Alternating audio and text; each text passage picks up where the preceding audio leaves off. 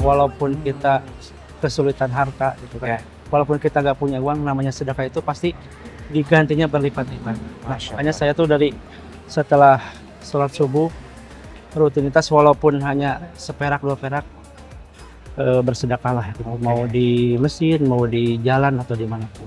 Adalah tuh amalan sholawat Jibril ya, penarik rezeki. Saya coba amalin per malam 10.000 dan itu saya nggak pernah berhenti. Dan saya khususan saya minta untuk melunasin hutang kayak gitu kan. Dan alhamdulillah kebayar.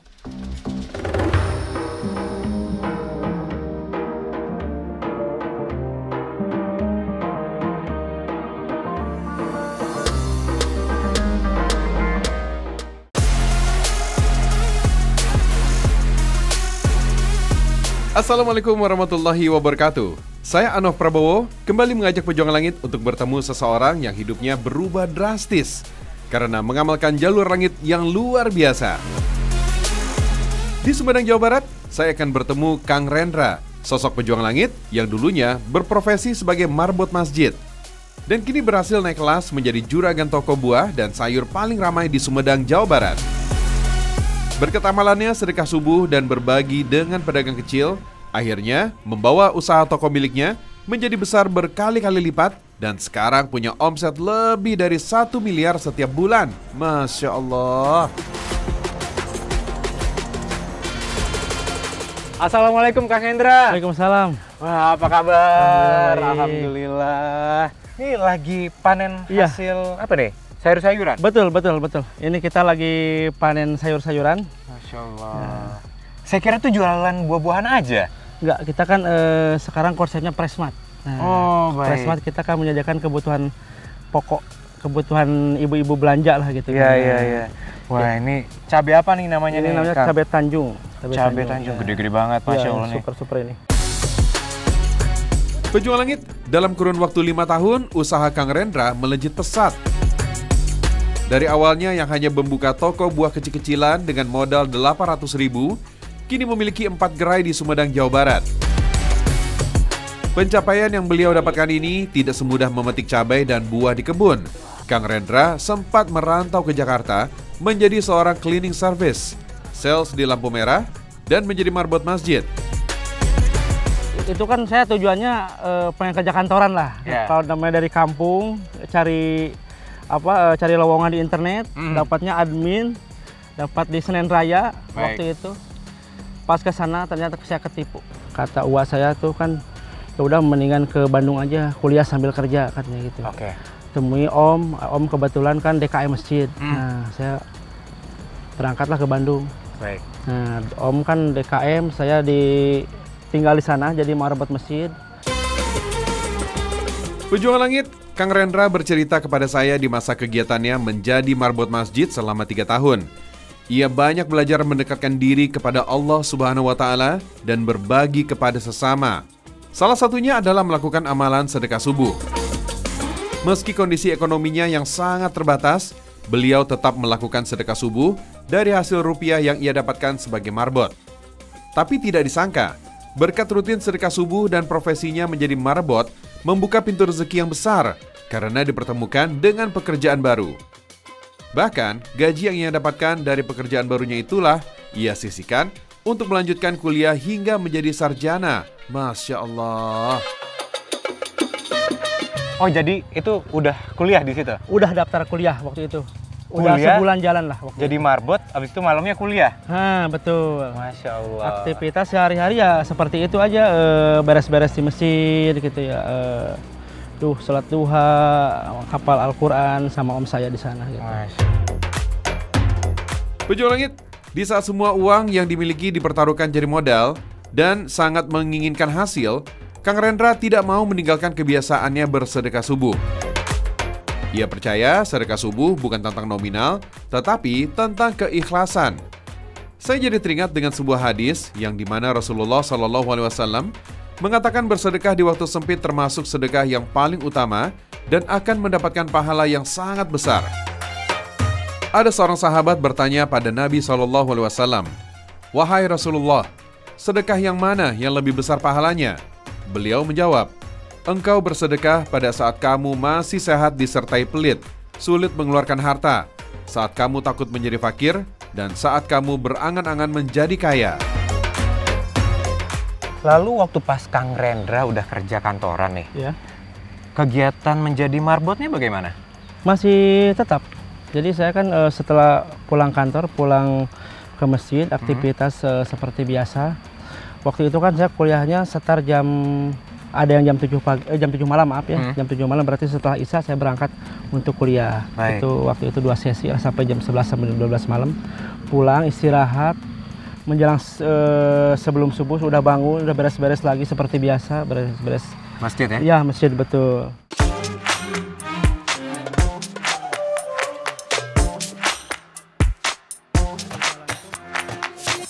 Pejuang Langit, Kang Rendra ini luar biasa sekali loh. Dalam satu hari itu waktu dipergunakan sebaik mungkin. Gak ada kegiatan yang sia-sia. Masya Allah, yang namanya menjadi marbot masjid itu pahalanya sangatlah besar ya Kang ya. Udah gitu mencari nafkah dan menimba ilmu. Ini semua insya Allah mendapatkan keberkahan dari Allah Subhanahu wa Ta'ala. Pejuang Langit, pada saat perjalanan menuju ke toko buah, Kang Rendra bercerita masa kecilnya yang tidak pernah bertemu ibu kandung sampai sekolah tingkat menengah. Bahkan beliau sampai takut jika bertemu dengan ibu kandungnya. Yang kita tahu nih, namanya kita berusaha itu butuh doa dari orang tua. Sedangkan Akang jarang sekali ketemu ibu kandung gitu.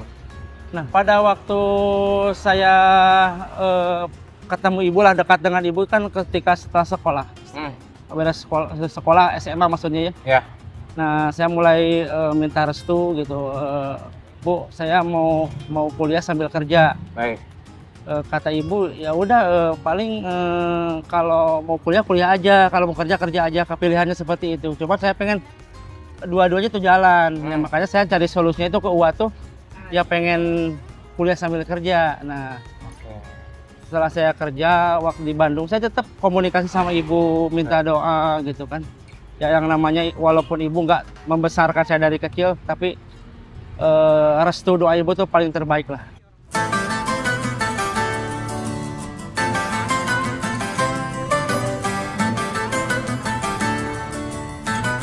Nah, berkah-berkah yang didapat nih awal-awal setelah Kang Rendra melewati kesulitan perjuangan kehidupan itu apa aja di awalnya? Berkahnya saya tuh dari mulai menghadapi kesulitan itu ya, setelah COVID mulai beranjak ekonomi saya mulai beralih membaik lah. Ya. Membaik gitu kan, terus saya bisa bantu sekolahkan adik, terus saya bisa lunasin sebagian utang gitu kan. Dan sampai sekarang pun alhamdulillah saya dapat bisa buka 4 cabang. Alhamdulillah. Dan kebetulan pas hari ini kita buka cabang. Oh, hari ini? Ya, hari ini betul, kebetulan. Wah, ini mau diantar ke cabang yang baru? Enggak, kita sortir dulu di cabang yang kedua berarti ya. Oke, baik. Siap.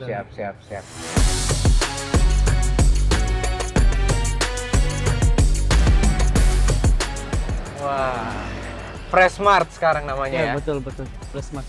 Berarti jualan sayur-sayuran yang sehari-hari Betul. ibu-ibu butuhin ya buat di rumah ya? Betul. Masya Allah, di depan ada juga buah-buahannya. Ini yang kita panen tadi. Oh, ini yang kita panen tadi? Udah kita sortir ini. Masya Allah. Nanti siap jual. Mantap. Langsung dipajang ya? Iya, betul. Berarti ini sekarang udah ada 4 cabang sama 1 yang baru tadi ya? Betul.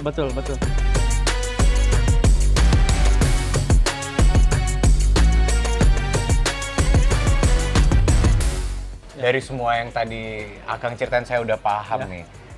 Karena kegigihan Akang itu semangatnya luar biasa. Walaupun dulunya gak punya apa-apa dari marbot, berusaha. Udah gitu sempat jatuh lagi. Betul. Dan memulai usaha ini dan bisa besar seperti sekarang. Tentunya ada nih Kang. Apa amalan-amalan yang rutin Akang lakukan kan? Nah, boleh nggak tuh sedikit diceritain ke saya? Dari dulu kan saya waktu masih jadi marbot kan sempat ngaji gitu kan, ngaji sama ustadz diarahin untuk bapak bersedekah gitu. Walaupun kita kesulitan harta gitu kan, walaupun kita nggak punya uang, namanya sedekah itu pasti digantinya berlipat-lipat.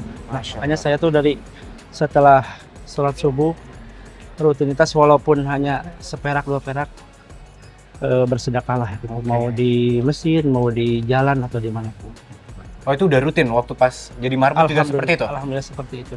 Jadi rutinitas yang saya dapatkan tuh keberkahannya tuh kerasa gitu kan. Allah tuh berlipat-lipat gantinya ke saya.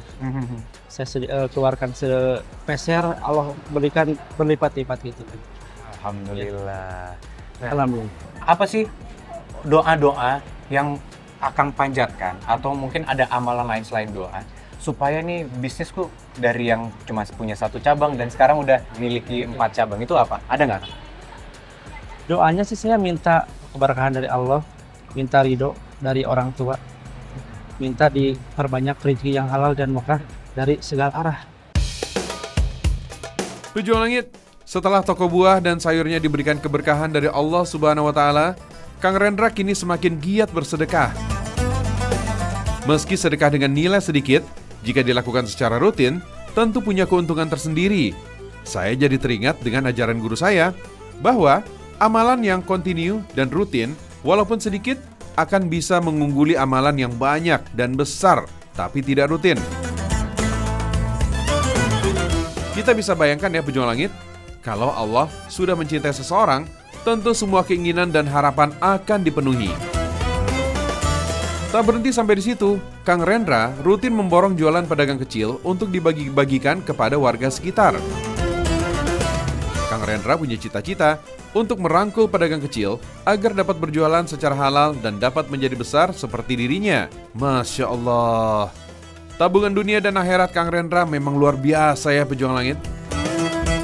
Rasulullah SAW bersabda, siapa yang menyelesaikan kesulitan seorang mukmin dari berbagai kesulitan-kesulitan dunia, niscaya Allah akan memudahkan kesulitan-kesulitannya pada hari kiamat. Siapa yang memudahkan orang yang sedang kesulitan, niscaya Allah memudahkan baginya di dunia dan akhirat. Dari hadis itu dibuktikan langsung oleh Kang Rendra. Amalan dan jalur langitnya dalam bersedekah membawa toko Kang Rendra yang awalnya hanya bermodal 800.000 kini mencapai omset hingga 1 miliar untuk 1 toko. Masya Allah. Pejuang Langit, sekarang saya akan bertemu dengan Teh Irma, istri Kang Rendra. Ternyata kesuksesan dan kegigihan Kang Rendra tidak lepas dari amalan Teh Irma yang luar biasa. Selama 8 tahun, beliau rutin mengerjakan duha dan tahajud. Tidak pernah putus, Masya Allah. Halo Teh, salam kenal, Anof dari Jalur Langit.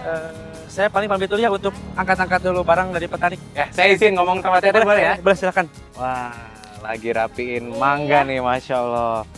Teh, tadi tuh udah cerita-cerita sama Akang. Ya. Saya tuh, luar biasa nih semangatnya Akang walaupun dulu marbot kan, usia sempat jatuh. Dan bangun bisnis ini. Saya tuh penasaran, Teh. Pengen tahu sih, gimana Teteh sebagai istri menghadapi suami yang dilanda cobaan seperti bisnisnya jatuh, udah gitu di PHK. Sebagai istri itu apa sih yang harus dilakukan Teh? Yang pasti sih selalu nyemangatin gitu ya. Ya. Berdoa, terus gimana ya, jangan putus asa, apapun cobaannya kita akan tetap terus jalani. Karena kan di zaman sekarang tuh juga banyak kan kayak istri-istri tuh ngelihat suaminya terpuruk bukan malah nyemangatin atau enggak ikut bantu, apakah minimal doa lah. Iya. Ya kan? Malah jadi marah dan segala macam. Iya. Nah, Teteh waktu pas awal-awal ngadepin itu sama Akang gimana tuh?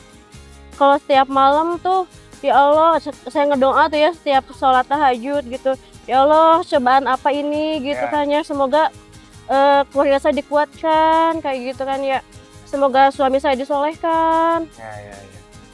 Tah seiring jalan berlalu, ya masih ada cobaan, masih panjang itu kan ya, cobaan-cobaan itu masih panjang. Nah mungkin dengan adanya wabah COVID itu kan ya, nah itu kan kita tuh mulai bangkit, gimana sih kita usaha gitu kan ya, usaha lain, usaha apa yang bisa ngebangkitin kita gitu. Misalnya gimana ya, kalau kita kan COVID nggak bisa kemana-mana kan ya. Betul, betul. Coba deh kita usaha online yang bisa diantri ke rumah gitu kan ya. Itu dulu tuh saya sama AA ngeantri buah gitu. Baik. Sampai malam gitu kan ya. Nah di situ berarti Teteh juga ikut ngebantuin ya? Iya. Oke, jadi nggak si Akang ini nggak kerja sendirian pada saat Enggak. itu? Masya Allah. Nah, saya boleh tahu nggak apa amalan-amalan yang Teteh lakuin gitu di belakang Akang, mana tahu ada sholat kah atau doa kah gitu? Yang pasti sih doa ya. Doa. Ya sama saya tuh selama alhamdulillah 8 tahun gitu ya. Ikut komunitas tahajud gitu, tahajud duha. Masya Allah. Itu tuh nggak pernah putus gitu. Jadi setiap malam itu pasti ada yang bangunin. Wah. Apapun cobaan kita, pasti kita tuh ngedoa setiap malam itu, gimana ya Allah, mudahkanlah urusan hamba dan keluarga hamba gitu. Ujung langit, saya teringat dengan cerita guru ngaji saya tentang dahsyatnya pengaruh doa dari sang istri kepada suaminya.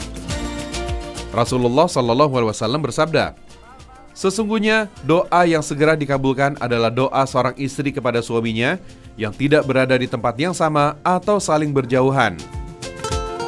Nah, potensi doa mustajab ini semakin istimewa kalau doa itu dilakukan di waktu yang tepat dan istimewa pula, yaitu di waktu tahajud. Karena kata guru saya, di waktu tahajud itulah Allah tidak pernah menolak permohonan hambanya. Rasulullah SAW pernah memberi kabar gembira ini dalam sabdanya, Rob kami tabaraka wa ta'ala turun ke langit dunia pada setiap malam ketika tinggal sepertiga malam terakhir. Lalu berfirman, barang siapa yang berdoa kepadaku, niscaya akan aku kabulkan doanya. Barang siapa yang meminta kepadaku, niscaya aku akan penuhi permintaannya. Dan barang siapa yang memohon ampunan kepadaku, maka aku akan mengampuninya. Masya Allah, 8 tahun sholat tahajud nggak putus. Dan itu ada komunitasnya ya? Iya. Luar biasa, Masya Allah. Dan alhamdulillah keberkahannya ya dirasakan sekarang ya? Iya, alhamdulillah. Alhamdulillah, Masya Allah. Luar biasa nih. Ternyata ya peran istri itu sangat vital dalam membantu suami mencari nafkah untuk keluarganya. Ini terbukti nih, Teteh nih, walaupun Akang Rendra itu mengalami kesulitan, mengalami cobaan, tapi doa dari istri, amalan istri itu juga mendorong datangnya berkah dari Allah Subhanahu wa Ta'ala. Masya Allah. Adalah tuh amalan sholawat Jibril ya, penarik rezeki. Saya coba amalin per malam 10.000 dan itu saya nggak pernah berhenti. Dan saya khususan saya minta untuk melunasin hutang kayak gitu. Dan alhamdulillah kebayar.